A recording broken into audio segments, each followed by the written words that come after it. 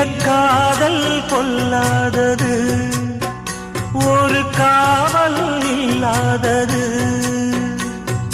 ஊதக்காத்தில் வஞ்சி மாது ஒத்தையிலே வாடும்போது போர்வை போல பொத்தி அணைப்பே.